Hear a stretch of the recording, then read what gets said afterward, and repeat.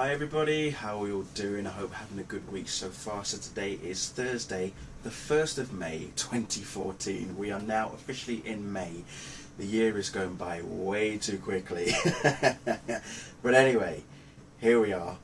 New review, new episode, Arrow, episode 21, titled City of Blood. And this episode was just full of epic emotions. I mean, it was just brimming full of emotions. It was unbelievable. Moira's wedding. Funeral. I do apologise. Yeah, Moira's funeral, after she unfortunately got killed by Slade Wilson in last week's episode. Seeing red. Unexpected, just shocking to the core, to be honest. And now because of that, Sebastian Blood has now become and been appointed mayor of Starling City, which was probably Slade's plan all along, because he did a deal with Sebastian, or Sebastian did a deal with Slade, in that as long as he helped him get to Oliver, Sebastian will then be able to become mayor of Starling City. So there was that little get-together going on.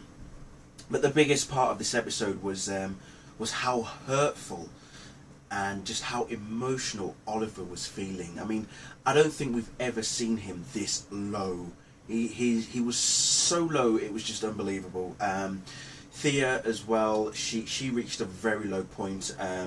Isabel Rochev obviously is still alive, we already knew that, but Diggle and Felicity were shocked to the core when Isabel showed up at the reception for Moira's funeral.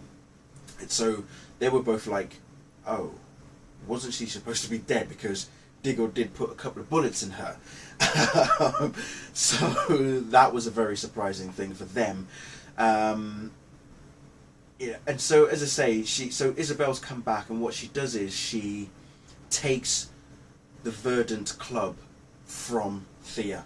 Now Thea's got no job, so she can't run the club anymore, which I thought was just gut wrenching. I mean, the girl's mother has just died, and this is how you say sorry for your mother dying. I am now going to take over your club and shut it down as such.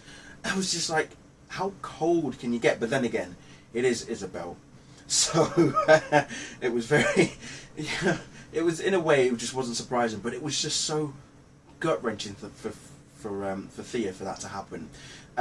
Oliver's gone missing, so Felicity and Diggle, they don't know where he's gone, and as I say, Isabel pretty much tells them, if I had any ideas to where he's probably back at the island. He's back at the island as such. But we find out that he, through the help, this was interesting, Diggle enlists the help of Amanda Waller. To everybody's surprise, wasn't expecting Waller to be helping out, but she does eventually track down Oliver.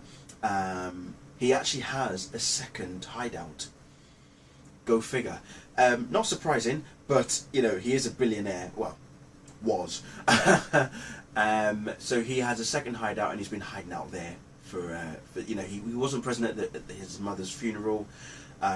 He really does feel guilty. I mean, the guy's hurting, but he blames himself, and he keeps saying that if he had killed Slade on the island, none of this would have happened.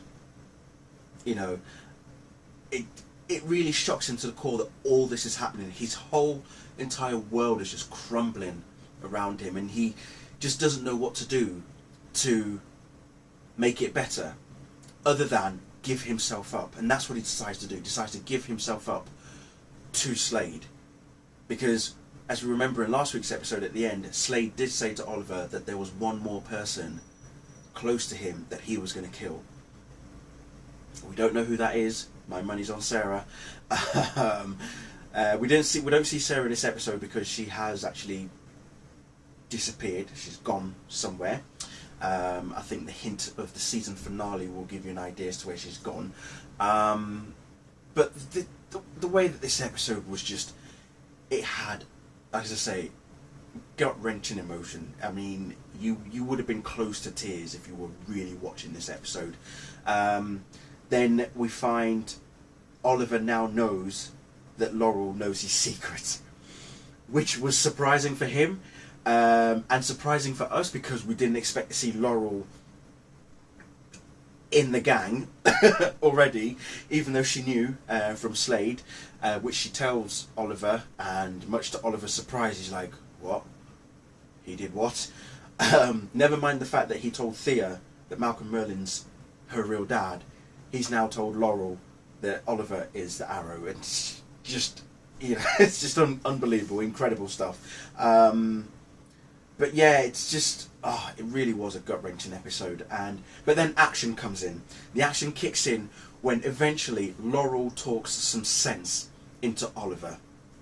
She gets through to him, she talks sense to him, but what's actually happening, all the while Oliver's getting himself back together and decides to go after Sebastian Blood, it was all thanks to Laurel. Laurel took a chance, and she went with her gut instinct again, went back to her dad to tell her dad, look, I know that, you know, Sebastian's now mayor, but I don't think he got there, you know, off his own back or through the campaign. I think he was doing deals with Slade, and Slade got him there by killing Moira.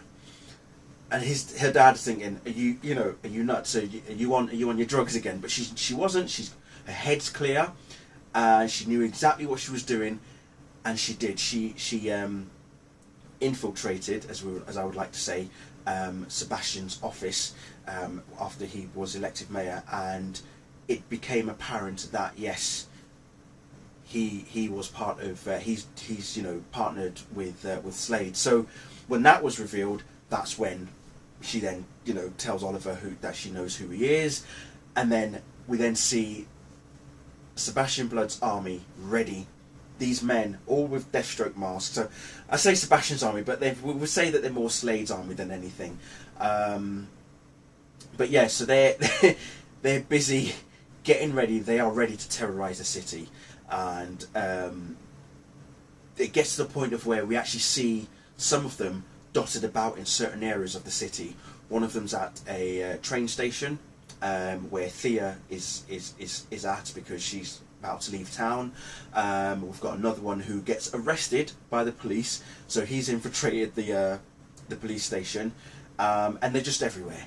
The army is out there, and this is where, as I say, the action kicks in and all hell breaks loose. And it literally ends with Oliver and Laurel underneath a rubble, because what the plan was, Oliver, Diggle, Felicity and Laurel were all going to take out Slade's army, just kill them basically, because what else are you going to do? They're all laced with Mirakuru. They are uber strong. How else are you going to stop an army of super soldiers? So it's not like if you can just call Superman and Batman to come in, and Wonder Woman as well. You can't call anybody else from the Justice League. Flash I think Barry Allen is still in a coma, so Oliver's pretty much in essence by himself. But next week's episode, oh my god, yowzers, we are in for something epic, because Merlyn returns. Okay, Merlyn returns. We did get a shot of Isabelle Rochev in her Ravager costume, which I thought was pretty slick, and she's at it again next week. So, oh dear, it's hotting up, people. 2 episodes left, and I don't know what's going to happen. To be fair, it's hotting up. So, but as I said, what an episode! Really emotional, gut-wrenching to the core. Oliver, his world is just totally crumbled around him. Thea, so she's in big trouble. And then whatever happens with Oliver and Laurel, and not to mention also Quentin as well, it's just going to be interesting. So next week's episode, oh dear, that's going to be something. I can't wait. But anyway, thank you all very much for watching. Actually, what is next week's episode titled? Because I've completely forgotten it. That's it. Streets of Fire. Do apologise, yes. But yeah, Streets of Fire, next week's episode. Can't wait. as usual, this weekend I shall be doing another Arrow character spotlight. I think I'm now found out who I'm going to talk about, so look out for that one. And as always, thank you very much for watching. See you all very soon. Bye!